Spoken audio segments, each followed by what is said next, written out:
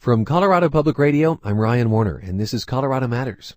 A case out of Denver may be helping protect prisoners across the country from being abused by guards. Amanda Hall was an inmate at the Denver Women's Correctional Facility, and over the course of 5 months, a guard named LaShawn Terrell forced her to have sex. Ultimately, it was Hall's cellmate who reported the abuse.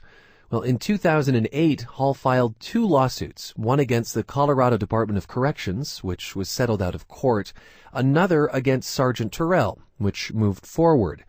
The case prompted the state prison system to change some of its practices, and it's having a ripple effect well beyond Colorado. For that reason, the state's Trial Lawyers Association has named it Case of the Year. Joining us is Amanda Hall's attorney, Mari Newman. A warning, our conversation contains some graphic details and may not be appropriate for some listeners. Mari, thank you for being with us. Thank you for having me. How did the abuse start? Immediately when Ms. Hall began working in the kitchen facility at a neighboring institution, the guard who was her supervisor, in a very crass and demeaning way, demanded that she serve him sexually. She was assigned as a prisoner to do some of this kitchen work. Is that right? That's right. Okay. But she did not bring the case to officials. It was her cellmate, was it not? That's true. In fact, Amanda was so humiliated by what had happened to her, and at the same time so afraid of retaliation by guards if she were to come forward, that she never did that. And how did the cellmate find out about it? Did Amanda talk about this? She certainly didn't want to.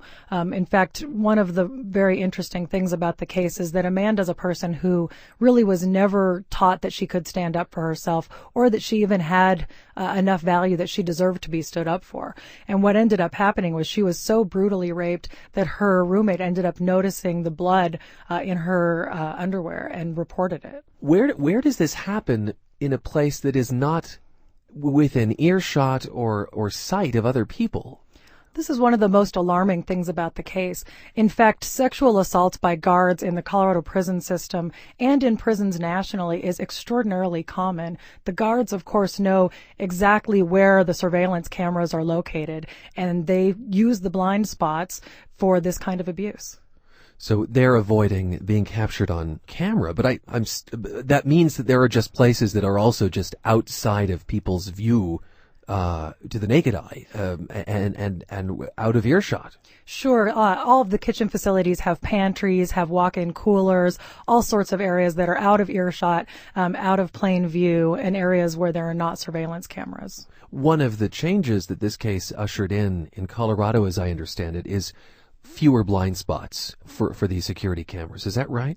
That's correct. As part of our settlement with the Colorado Department of Corrections, one of the things that we demanded was that the state install surveillance video cameras in areas where these kind of assaults were commonly taking place. So those blind spots are not there anymore. And that's true for facilities throughout the state?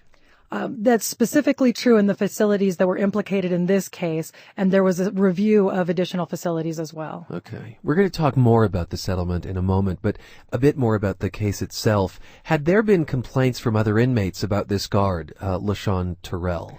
There had been complaints by other inmates, not only about this particular guard, but about various guards and also about various supervisors who were failing to report or to discipline guards who were commonly treating female inmates in ways that were inappropriate. Because there were some that had come forward before Amanda Hall?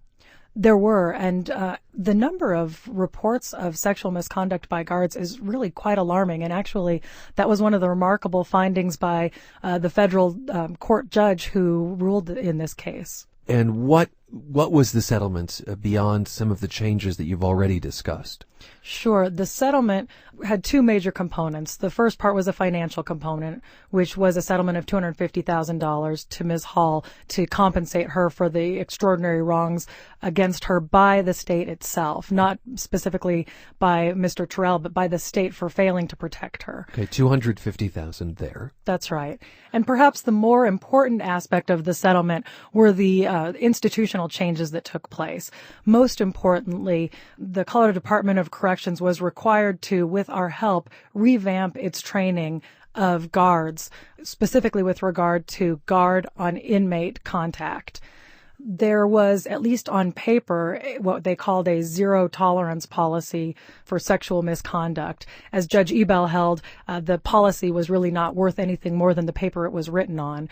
So one of the very important elements of the settlement was to turn that into a real, live, and important policy where there's mandatory reporting for any guards who believe that some of their colleagues are engaging in misconduct, training that includes advising guards of the criminal sanctions that can be imposed upon them for sexual misconduct against inmates, and specifically, and this is true in Colorado and nationally, now prisons in training guards talk about the extraordinary verdict that was rendered individually against the guard in this case who raped Ms. Hall, to explain to guards, not only will you lose your job, but you could be incarcerated and you could be liable for millions of dollars. What was the ruling against Mr. Terrell? The verdict against him was $1 million in punitive damages was the first part of it, and that was to accomplish the dual goals of punishment for his horrible conduct and also deterrence for him and other guards against similar kinds of conduct in the future. This was payable to Amanda Hall, I gather? Correct, although I'll have to tell you we haven't collected that yet. We'll see how that goes. In addition to that, there was an award of $350,000 in compensatory damages. That's damages to pay for Ms. Hall's extraordinary humiliation and suffering from what happened. So the idea here is that she may eventually get that money, but there is a message for other guards. You're going to pay dearly, or you could pay dearly. Look at this Colorado case. That's exactly right. And I don't know whether we'll ultimately collect any or all of that, but I think you've hit the nail on the head. The most important thing is to send a message loudly and clearly to guards throughout the state and throughout the nation that they could pay dearly for this kind of misconduct. You're listening to Colorado Matters. I'm Ryan Warner, and my guest is attorney Mari Newman from the Denver law firm Kilmer, Lane & Newman.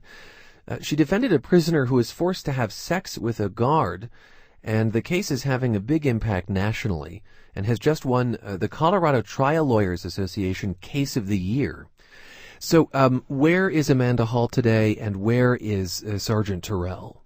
Ms. Hall is still incarcerated. Hopefully she'll be getting out later in the year. Terrell, although he was not fired, ultimately resigned from the prison, and as far as I know, he's got a job in the National Guard now. He wasn't fired? He declined to respond to the investigations by the prison. Instead, he decided to simply resign.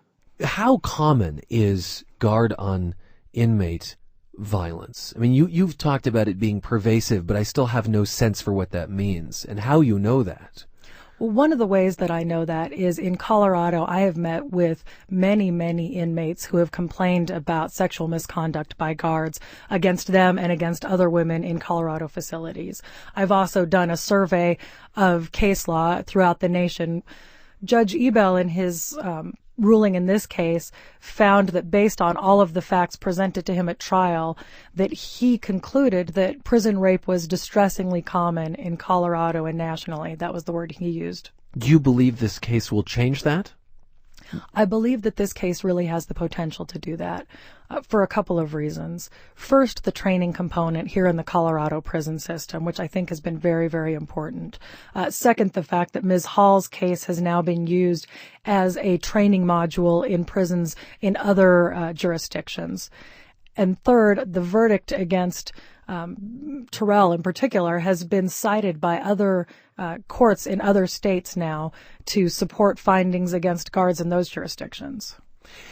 I wonder if when you agreed to take this case on, how did you learn about it, by the way? I received a letter from Ms. Hall. I imagine attorneys get lots of letters from inmates claiming all kinds of things. Sure, I get an extraordinary number of inmate letters, and I go through them very carefully. The letter stood out from the pack, and I was very alarmed by the allegations Ms. Hall had made and the clarity with which she made them. Did you, when you began to investigate it, did you think, I wonder how common it is for there to be unjustified accusations by inmates towards guards? That's a tense relationship. I imagine that entered your mind as you investigated the case. Absolutely, and these are very challenging cases. One of the reasons why these cases are not brought forward as often as they should be is because I think that there is a certain mistrust for inmate allegations against guards or against police officers. And so, of course, I investigated it thoroughly to convince myself that it was true before I just went guns a-blazing toward litigation. But after meeting with Ms. Hall many times, meeting with other inmates in the facility, and reviewing many of the documents that I could get my hands on, I convinced myself that in fact there was truth to the allegations and they needed to be brought forward. Tell me this, does Amanda Hall have any fear of retribution after all of this? Certainly, and in fact, one of the reasons why she didn't initially come forward was her own fear that she would be punished, and that fear was very well founded. When she was initially approached and forced to engage in these sexual acts, she was told, look, I can make it by the guard. Look, I can make your life here very comfortable, or I can make your life very hard. And she knew that that was true. Guards commonly can write up inmates for any sort of misconduct, real or imagined. I mean, the guards really control every single aspect of the inmates' lives. Mari, thank you so much for being with us. Thank you for having me. Mari Newman is with the Denver law firm Kilmer, Lane & Newman. She defended a prisoner who was forced to have sex with a guard. The case is having a ripple effect nationally, and it has just won the Colorado Trial Lawyers Association Case of the Year.